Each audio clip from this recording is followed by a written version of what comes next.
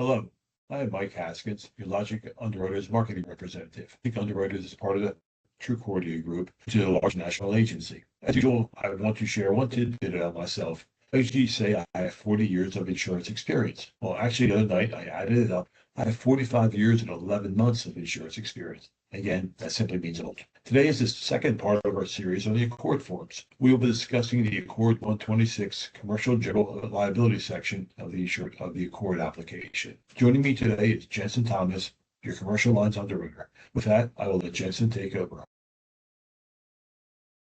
Like Mike mentioned, I am the commercial lines underwriter. I've had about 3 years of total insurance experience. I've done personal lines for 1 year, and the two I have done with commercial lines. So we are well familiar with the ACORD forms, and we see the 126 when it comes to the general liability portion. So I'll pull that up right now. So here is a commercial 126 form. First, we'll see our basic standard information that we will also see on the 125. Your agency name, carrier, no need to worry about that since we don't have a set policy or a carrier just yet.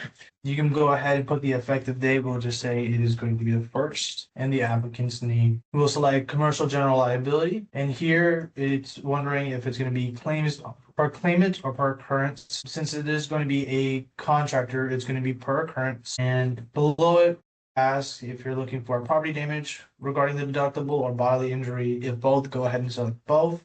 If you want one, just go ahead and select one, and then you can put the desired deductible rate. Just keep in mind, us as the underwriter will do our best to get at that deductible rate, but depending on the class code, depending on underwriting guidelines of our carriers, we're going to potentially have different amounts for that. Then this is going to be the limits of coverage. We'll just follow the 2 million general aggregate right here. Products completed is going to be 2 million. Personal advertising is going to be at 1 million. Each occurrence also at 1 million. Damage to rented premises will be 100,000, and medical expense at 5,000.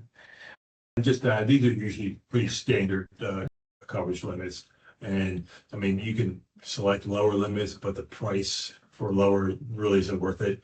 And if they have the need for an additional insured, everyone's going to want 1 million, 2 million limits. And then below that is going to be employee benefits. We don't carry that, but if the insured was looking for that, that is a possibility as well.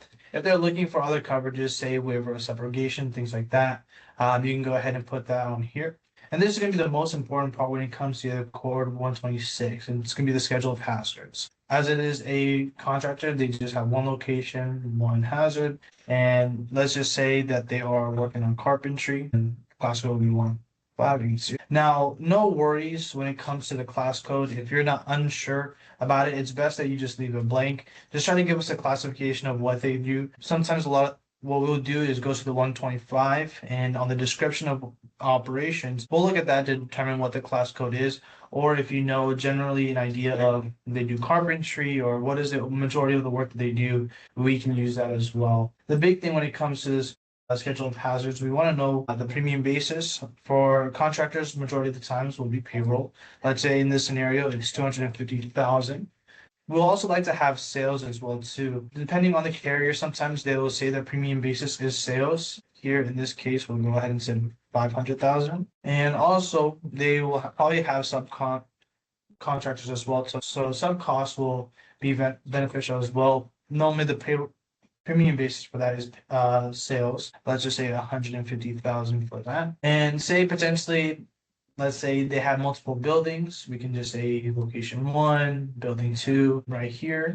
Or if they have multiple locations, we can just put it as 2 as well. In this case, we'll just keep it as 1. And if you don't know what exactly the premium basis symbols are, it gives you a template right here. So S will be for gross sales, P for payroll, A for area. Those are going to be the main 3 that we look at. Cost is also there. Below that is going to be claims made portion. As this isn't a per claimant policy, we can go ahead and skip that. And then same thing with the employee benefits. We don't do that, so we can go ahead and skip that. Since this is a contractor, so we can go ahead and look into this. Just answer each question. I'm gonna go a little bit quick, but make sure that you talk to the insured and make sure you get a detailed response with this. And if any of them are a yes, please go into detail as to answering, and that way we can know more about that as well. Another thing that would be useful information to have is going to be paid to sub costs. We already included that on the schedule of hazards. Also, how many employees are there as well? Just say in this situation, there's 3 full-time employees, 1 part-time. And below that is going to be products completed operation, since a lot of the times this is going to be more beneficial for a manufacturing risk. But we can go ahead and skip this. Here's going to be the additional interest. So say they have a mortgagee, they're looking for a waiver of subrogation, you can go ahead and also put that on this as well. And below that is going to be also all the general information that we need with medical. I'm going to go a little bit quick, but make sure that you ask each of these questions with the insured. That way, again, we get a better picture of the risk as well. There will be more on the last page. Just want to add one thing on the additional interest. A lot of times you don't, if you know the number of additional interests you'll need, additional insurance, but let the underwriter know the number, because sometimes there is a charge per additional insured. Or if you want blanket additional insured and blanket waiver of subrogation, let the underwriter know, there are endorsements for that and they are premium bearing. And lastly, there's going to be different remarks as well here. We can add and put more information as you'd like. If they have multiple locations, talk about each one. If it's an apartment, hypothetically, if they have about 10 buildings, how much are in each unit? If there's not much space on the schedule of hazards, you can go ahead and put that on here. You want more additional insureds, things like that. What are the coverages that they're looking for? And also a little bit more about the risk. Any remarks that you can get from the insured, feel free to place that here. And besides that, that is it for the 126. Is there anything else you'd like to add? No, thank you very much, Jensen, and thank you for your. Thank you so much.